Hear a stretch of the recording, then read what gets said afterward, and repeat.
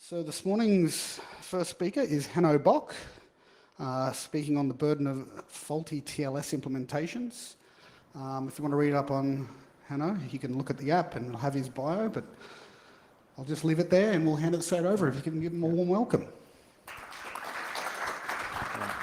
Hello. Okay, you can hear me. Can you switch on the beamer? Yeah, great. Okay, I'm going to talk about TLS today and about an issue that I think is not very well known but causes a lot of trouble, and that is that a lot of the TLS implementations out there are just bad. They have severe bugs that sometimes even cause issues not only for themselves but also for the whole ecosystem. And I'll try to convince you in this talk that we have a problem there. And so a quick introduction what I do. For one, I work as a freelance journalist. Unfortunately, most of it is in German, so most of you probably can't read it. But I regularly write for a German webpage called Golem, which is an IT news webpage, and also for some newspapers, and occasionally for LWN, which is in English. That's better for you. And I also try to find security vulnerabilities and bugs in free software applications and do that mostly with fuzzing. And I get funded for that by the Linux Foundation's Core Infrastructure Initiative. But that's not what I'm going to talk today. And I write a monthly newsletter about TLS, which is the Bulletproof TLS newsletter, which you all should subscribe to. I think today or tomorrow we will send out the next one. Okay. TLS, a quick thing to get out of the way. There's this thing with, okay, it's SSL or TLS, and in the end it's just SSL is the old name, TLS is the new name. That's it. So SSL was developed by Netscape in the 1990s. There was a version 2 and version 3. Version 1 was never published, so it doesn't exist in the public record. And then it was taken over by the IETF and renamed, and they started the versioning again, which causes a lot of confusions, but that's how it is. And we have TLS 1.0, 1.1, and 1.2. And 1.3 will come out sometime soon. And the colors here indicate, so SSL2 and SSL3 are really broken. Like, disable them, don't use them for anything. TLS 1.0 and 1.1 are kind of problematic. So there are attacks that can be prevented, but it's really hard to prevent them. And TLS 1.2 is really the only version that's still reasonable to use today. Okay, we had a number of attacks in the past years. So it started with Beast, Crime, Breach, many more. So the interesting thing here is that in the past, let's say 5 years, a lot more research has happened on TLS. Which is generally a good thing. So I would argue that today we understand much better what's secure, what's problematic, how to design these protocols in a more robust way, and what issues can happen. And of course, also, this is the time where, okay, a good vulnerability today needs a name and ideally also a logo. Else it's not severe. So if we look at these attacks, then something interesting comes up, and that is that many of them have a history that many years before the attack was already kind of described, but it was like a theoretical attack, and then 5 years later, 10 years later, someone comes up and says, okay, we can attack this in practice. And I think this really tells us something, and that's that we're not learning from mistakes. So if a cryptographer comes and says, here's a weakness, then we should listen to them, and we should probably not wait until another cryptographer comes and says, I can really attack this. We should fix it before the real attack happens. And I was really surprised, like I stole kind of this idea for the slide from someone else who had a similar slide, but he had only 3 examples, and I thought I can come up with more examples, and I was surprised how many examples there were. So a very typical thing that we have a research paper from the 1990s or the early 2000s, and then someone comes up and says, okay, I've tried this attack on TLS, and I can attack TLS with it. Deprecation. So when we find out that something in TLS, a crypto algorithm, is no longer safe or a version, then okay, we try to deprecate it. And that's hard because we have many people out there that are using old browsers, old devices, or we have old servers that don't support these newer technologies. And I want to give you a few examples. So Drown attack was earlier this year, and it was against SSL version 2. Now SSL version 2 is from the 90s, and we know since, I think, 1996 that it's insecure. We have, since 2011, we have a standard that's saying you must disable SSL version 2. Now, it turned out, still Drown, a third of the web servers in the internet are vulnerable to Drown, which is a vulnerability in a protocol from the 1990s for which we knew, like, for more than 10 years that it's insecure. So that's kind of the state we are in when it comes to TLS. Logjam. Logjam was an issue in the Diffie-Hellman key exchange where they analyzed how if you have a too short Diffie-Hellman group, that can cause attacks, and they provided some optimizations of attacks. And in reaction to that, Chrome disabled these short Diffie-Hellman key exchanges. And that caused a lot of uproar. So if you look up this thread in the Chrome forum online, it has like 300 posts, and people were really angry at Google that they were disabling these insecure encryption methods. So you have here someone saying, this error is preventing me from opening the login page on my Cisco RV042G router. Someone else, do I have to dump Chrome? I need to get to my router and can't. There's no way to update SSL on the routers. Okay, maybe that's a bad thing. This is ridiculous. We had to use Internet Explorer. That sounds really bad. And the one below, I hope you can read that. That's interesting. Someone had trouble surfing to Google with Chrome. So what's going on here? That looks strange. What's probably happening here is, that there are these security appliances and security software that does something which I think is a very bad idea, but it's very common, that they basically do a man-in-the-middle attack on HTTPS connections to analyze the traffic and install a local cert in the browser. And it's especially bad if they do it with a really outdated TLS implementation. So we could have known that, like in 1999, a 412-bit RSA key was broken. Now, you have to know for that the security of Diffie-Hellman and RSA is more or less the same. So if RSA with 512-bit is broken, then Diffie-Hellman with 512-bit is also broken. In 2010, 768-bit was broken. And I think in 2001, there was already a warning that 1024-bit could be broken by a powerful attacker. And the Cisco router we read about 2 slides earlier was released in 2012.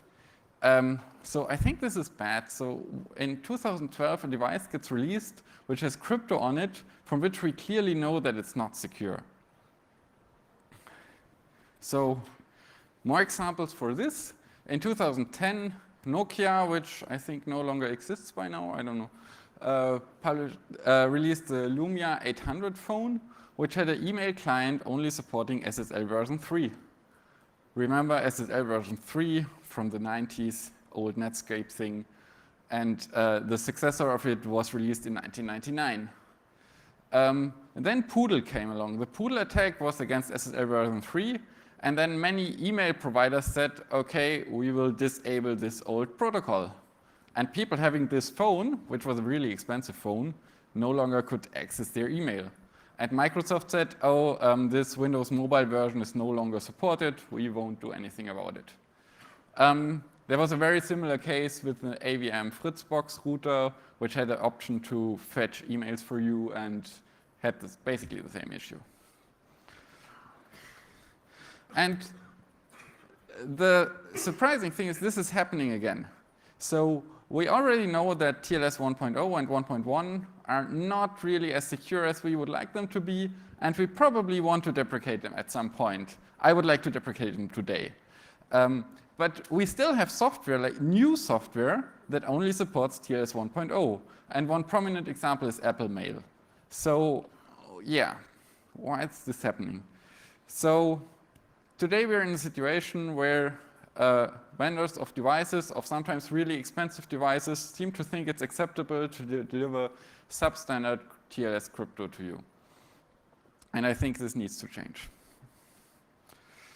TLS implementation bugs. This is a bug report for Mozilla I opened in 2008. And what was happening there is sometimes, and especially when I was using my mobile internet connection, I got a wrong certificate from my own web page. And why is this happening? So you have to know for this, if you have the original SSL protocol had the idea that you have one certificate for one IP address. Now, if you have shared hosting where you have multiple hosts on one server and you don't have that many IP addresses because IPs are scarce these days, this doesn't work, and then an extension was developed called SNI, which allows multiple certificates on one IP, which is a good thing. Now, this extension only works in TLS 1.0, and that's where the problem was. So a TLS handshake works roughly like this. So a client, maybe a browser, connects to the server and says, dear server, I want to connect with the TLS version between this and that. And then the server chooses the highest one it supports and says, okay, let's connect with this. So if we have a new TLS version, like a browser implements TLS 1.2, which is the latest today, then he can still connect with servers which only support an older version because the server can signal to the client, okay, no, I don't support this new version, I want to do a connection with this older version. But there are servers that don't do this correctly. So what quite often happens is the client says, yeah, I support between this and that version. And then the server says, okay, what's that version? I never heard of that.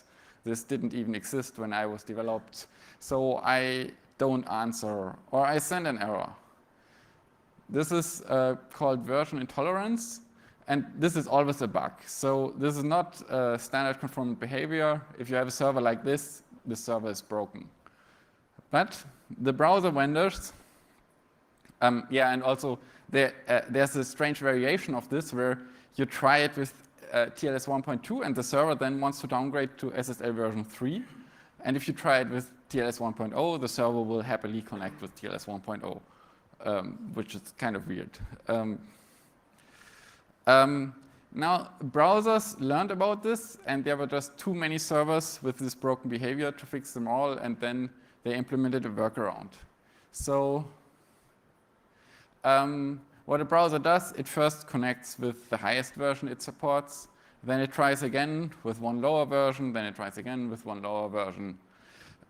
This has been called a protocol dance in the Poodle paper, I think. Okay, then many years later, in 2014, so this bug was still open and I still had a problem with my server, but the Mozilla developers didn't want to fix it because they said we need this strange behavior. At Black Hat 2014, Antoine de Lenat-Lavaux presents the virtual host confusion attack.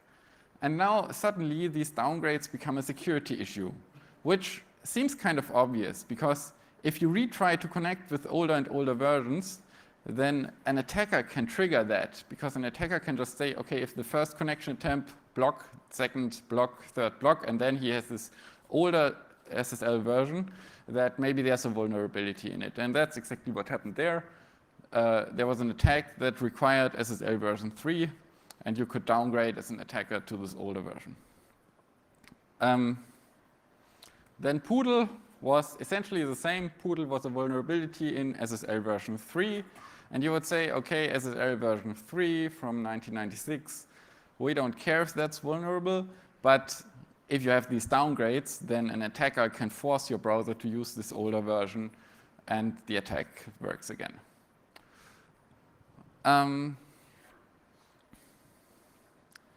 Solution for that was some people came up with a new standard where a server can tell a browser, hello browser, I'm not broken. If you did this strange downgrade, then don't connect to me. That's called SCSV. So we have to appreciate what happened here. So we have a working mechanism to negotiate TLS versions, and servers implemented wrong, have broken TLS implementations. Then the browsers implement a workaround. Then it turns out this workaround is a security problem, and instead of disabling the workaround, they produce another workaround for the workaround to make it not being a security problem. I doubt that that's the right approach, but that's the world we live in. But by now, browsers did something different. They really removed these insecure downgrades, and SCSV is not that relevant anymore. But we can be pretty sure, and this was posted by Adam Langley yesterday, almost like he knew what I want to talk about, where he said, yeah, it's taken about 15 years to get to the point where web browsers don't have to work around broken version negotiation. And when we try to add a fourth, TLS 1.3, in the next year, we'll have to add back the workaround, no doubt. So although all this stuff happened, we're still in a situation where a developer of the major browser these days says, we will probably have to do this all over again. Now, this is not the only example for something like this. Something quite similar happened. It turned out that load balancers from company F5 had a problem with if you did a handshake bigger than 256 bytes. Now, new features were added to TLS, and at some point the handshake got bigger than that. And then on the TLS mailing list, employee from F5 came and said, yeah, but if the handshake is bigger than 512 bytes, then it works again. Okay, so what we can do, we can just blow up our handshake, which was done. They introduced an extension, the padding extension, which does nothing else than just add additional bytes to the handshake. So we have another extension that's just there to work around broken servers. Now, maybe you can guess what happened next. What happened next was, there are also implementations that don't work if you have a handshake bigger than 512 bytes. From Cisco, IronPort email devices. Now, the good thing about this is these F5 devices are used for web, and these devices are used for email. So you can kind of, if you do a web connection, you use this extension. If you do an email connection, you don't use it, and then things maybe mostly work. There are other implementation issues that are by itself security issues. And there are a number of things a TLS implementation has to check so that the things are secure, like the padding, like the authentication, and like the finished message. Now, you could create a TLS implementation that omits all those checks. It will still connect because you don't know if the other side of the connection has really checked the stuff you sent that's all correct. And by now, you shouldn't be surprised by that. There was Poodle TLS. Now, Poodle, we had Poodle earlier. Poodle attack relies on the fact that SSL version 3 has a padding where you can add whatever bytes you want, and that was somehow exploited for a padding oracle. And this attack was no longer possible with TLS 1.0 because there it's clearly defined what bytes need to be in the padding. But you have to check that, else the attack is possible again. And of course, there are implementations out there that don't check it. And so there was a variant of Poodle that also works on TLS. Also Adam Langley's work. Then a developer from the Vivaldi browser found out that for some servers, some checks for this Poodle vulnerability said it's vulnerable, and other checks said it's not vulnerable. What is going on here? It turned out that there are implementations that check the padding, but maybe only half of the bytes, or only the first byte, or only the last byte, or if it's all 0, they are also okay, although that's invalid. So there were a number of such implementations, and depending how you do the check, it would turn out to be vulnerable or not. And the same thing was true in GNU TLS, that I analyzed that, and actually that was a bit funny. I found this bug, and then I talked to someone about it who said, I read about this before in the Lucky 13 paper, and then I looked it up in the Lucky 13 paper, and actually really it was described, this bug, but it said that the check is off by 1, where it actually was off by 2. So they fixed it from being off by 2 to just being off by 1. So 1 byte was still not checked. And then the whole thing was reworked, so it only affects older versions of GNU TLS. But that was interesting how these bugs can happen. And yeah. The MAC.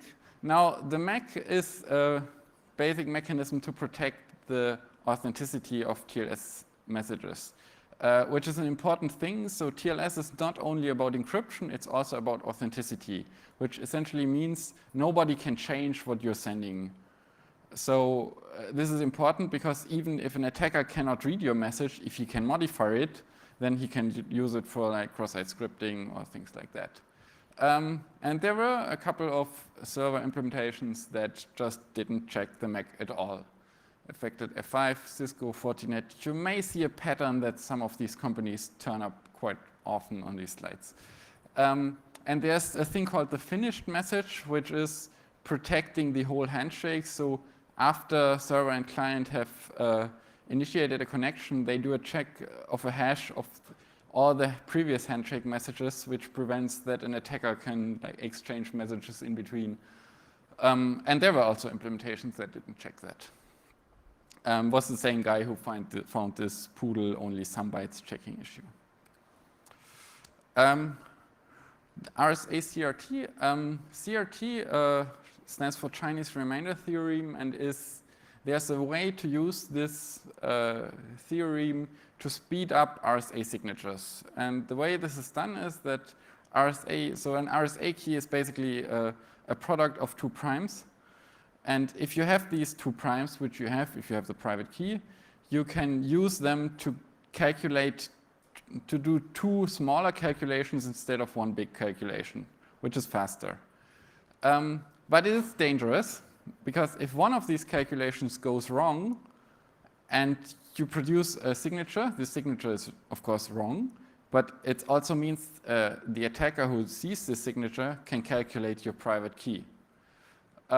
Which was described somewhere, I think, in 1996 by Ian Lenstra. And then last year, Florian Weimer from Red Hat said, okay, what happens if I just do many connections to servers and check their signatures, and maybe sometimes there's a wrong signature with this error. And he actually found quite a number of devices that had this exact bug, which is another example for like 1996, this bug was described, and it was also described how you can prevent it from happening. And in 2015, vulnerable devices were found.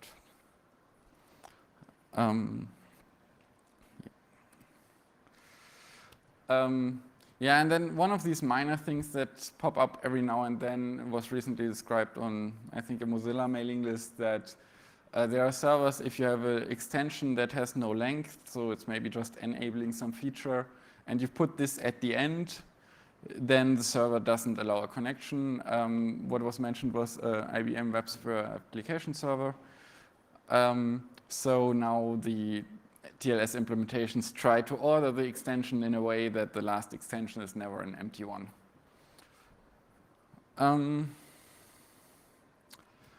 GCM nonsense, this is a paper I published with a couple of people about a week ago.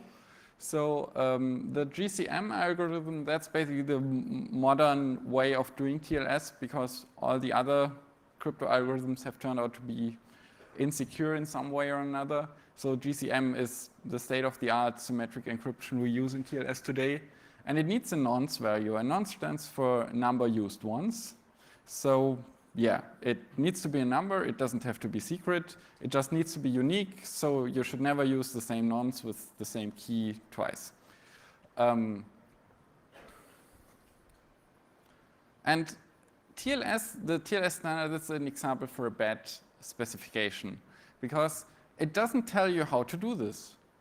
It just says here you have to choose a nonce, 8 bytes, and a perfectly sane way to do this is to use a counter. So first use 0, then use 1, then use 2. That's all fine. But nobody tells you that. You have to figure out yourself. No surprise, some implementations get it wrong. We found a couple of servers that use directly duplicate nonces, which is then totally broken, that then you can inject code into a web page. And we found devices using a random nonce, which is, you can argue about it, how risky that is, but if you do a lot of encryptions with that, then you get to a point where there's a probability that nonces will be repeated. And I have a little demo for that. Because one of the affected web pages was from Visa, the credit card company. I wrote them in January to their security contact address. I never got a reply.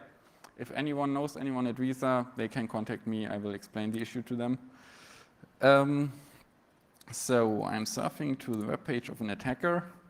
And so on the right side is our victim. On the left side is the attacker running some tool. And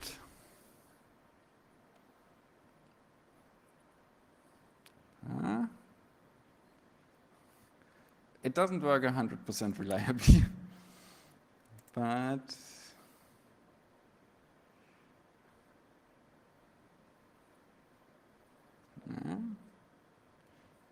I wonder if my internet access is not working. No. Okay, now we have the demo effect. It was working earlier today. But I have a video of it, which should be just as good. So we're surfing to an attacker web page, and we get a message from Visa DK with our JavaScript code. So we can successfully inject JavaScript into their web page.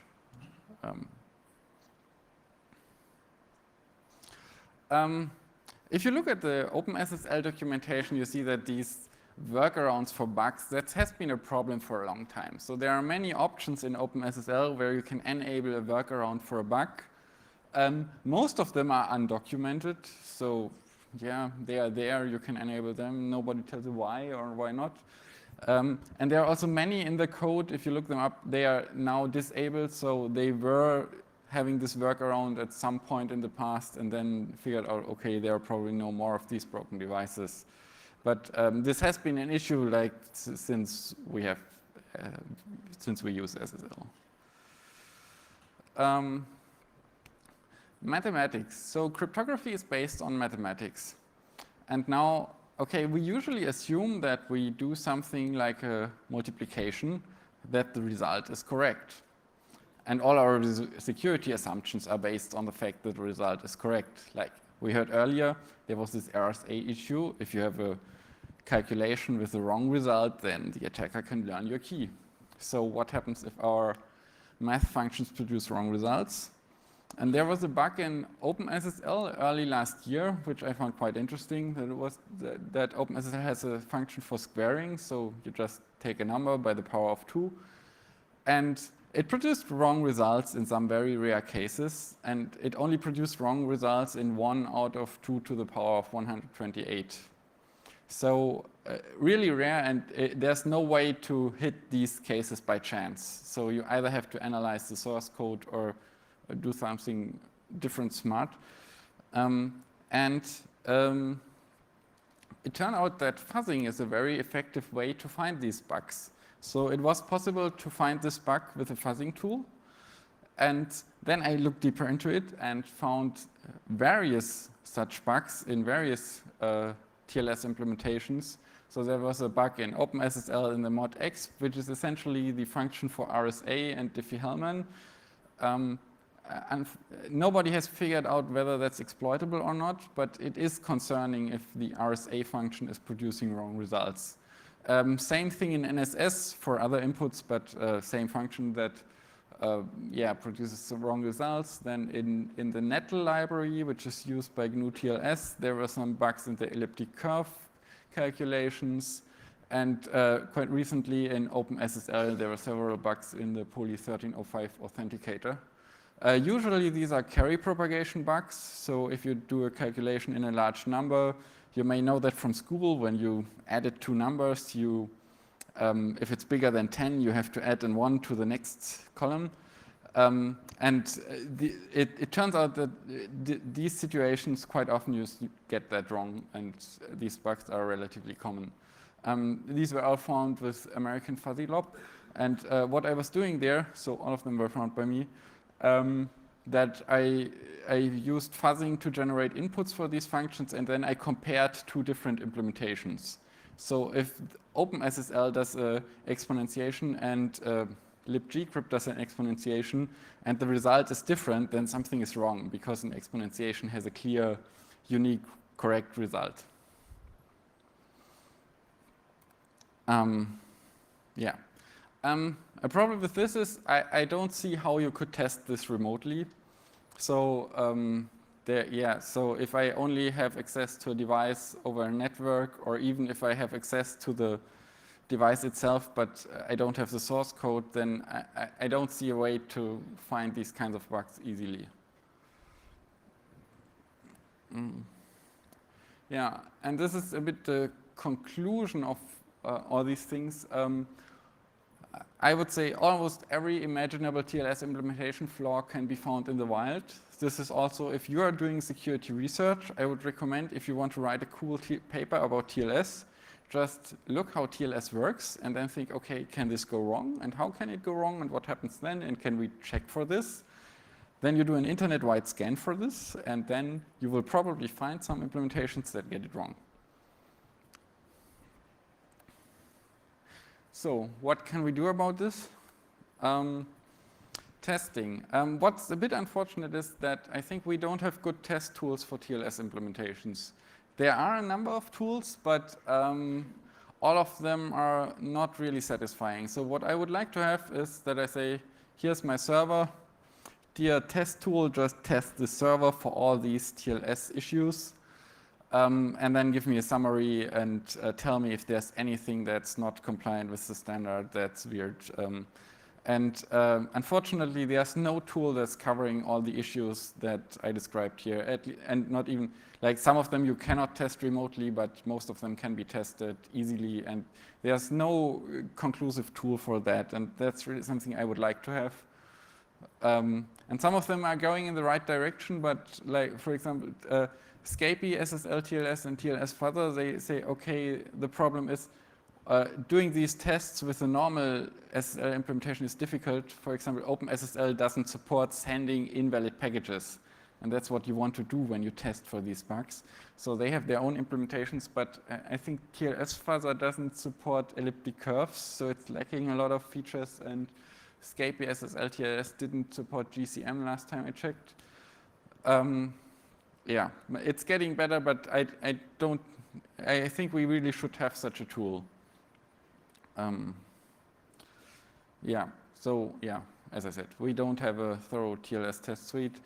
And also, negative tests are important. So we don't only want to know if we can connect, but we also want to know if we do something wrong, then it sends the correct error and things like that. Because it feels like some people are developing TLS in a way, okay, as soon as it connects, we're done.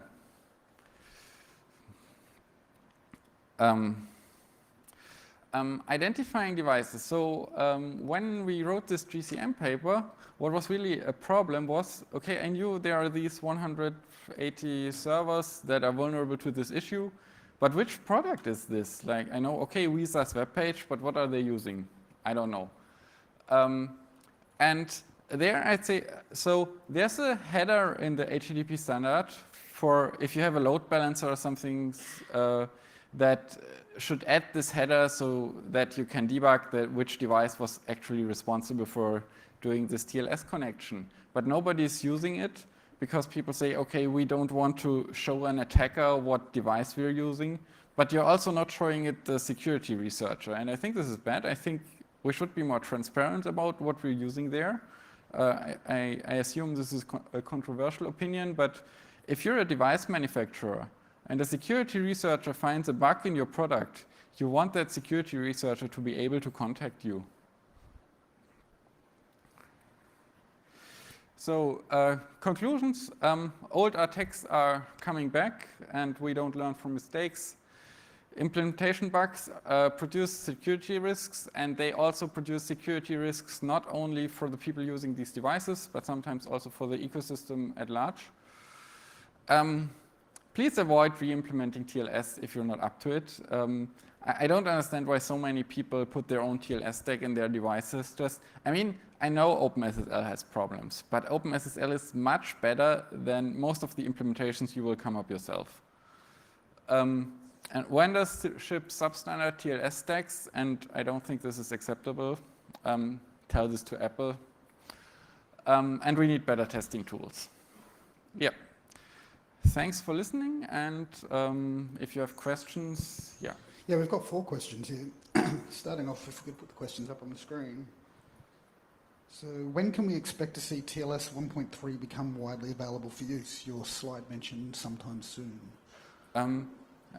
Okay, so I don't know what the exact plan of the IETF is. There's a lot of work going on right now, but I expect once it's a standard, it will be pretty fast, at least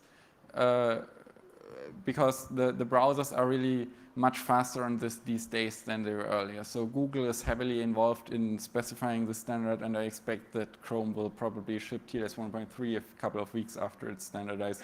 And I expect it to be standardized this year. How can we encourage browser TLS client vendors to stand their ground and not write workarounds forcing vendors with broken implementations to fix their product, or at least feel some heat from users? Yeah, that's a good question. I don't know. I wrote angry blog posts about it, but that doesn't help. I mean, the problem is that if browsers don't do these workarounds, they get the blame. As you saw earlier, the thread on Chrome. So I mean, one thing we can do is, if there are less broken implementations, then we need fewer workarounds. So if you're buying a device, make sure that you talk to the vendor and say, hey, is this really standard conformed? And if it's not, will you provide an update? But I mean, if we had such a test tool, then we could say, okay, before I want to buy a device, I run this test tool on it. But it's a tricky question, and yeah. I can kind of understand the browser vendors, although I disagree. Would you say that protocol implementation errors are an equal risk with weak cipher suites? Example, servers offering TLS 1.2 but still accepting export ciphers? Yeah, that heavily depends on the exact situation. So TLS 1.2 accepting export ciphers is a bug because the specification says you should not do that. How severe such an implementation flaw is depends on the circumstances, so there's no general answer on this, I think. Lastly, did you instrument both SSL implementations when testing for the carry propagation bugs? Yes. Okay. That brings us, was anyone on other If you have more questions, I will be at the AusCERT booth during the break, so yeah, talk to me, and I'm also available via email, and I will share the slides later, so if you want to look it up. Everyone can give Hanno a thank you.